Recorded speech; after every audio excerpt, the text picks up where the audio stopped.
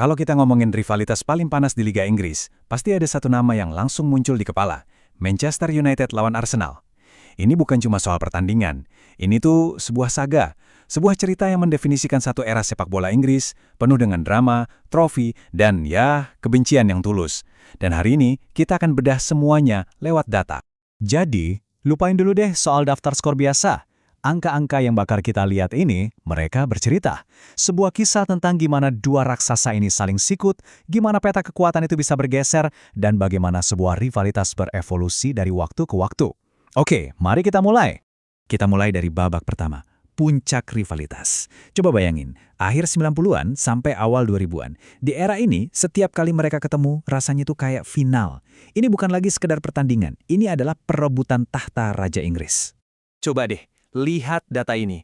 Fokus ke kolom peringkatnya ya. Peringkat 1 lawan peringkat 2.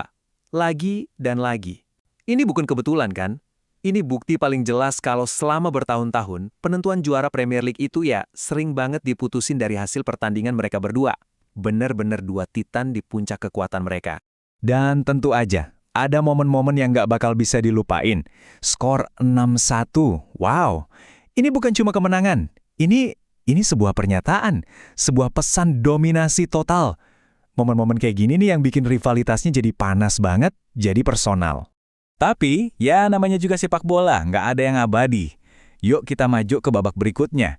Di sini kita bakal lihat gimana keseimbangan kekuatan itu mulai goyang.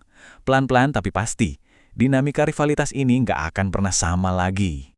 Nah, garis waktu ini nunjukin perubahannya dengan jelas banget. Coba lihat posisi Manchester United. Dari peringkat 2 turun ke 7, bahkan pernah nyentuh peringkat 14. Sementara itu, Arsenal justru pelan-pelan naik lagi ke papan atas. Kelihatan kan? Ini bukan lagi pertarungan dua tim yang setara. Ceritanya udah mulai beda.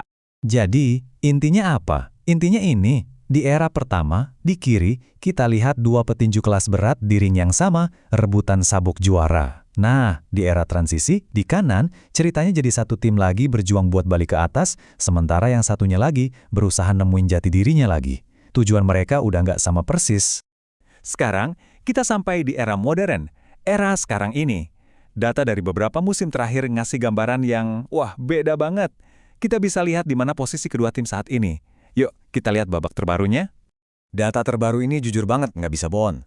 Coba perhatiin polanya. Arsenal konsisten di dua besar, selalu jadi penantang gelar. Terus, Manchester United, posisinya, wah, naik turun. Dari peringkat 4, merosot sampai ke 14. Kesenjangan performa ini nyata banget, dan nggak bisa kita abaikan.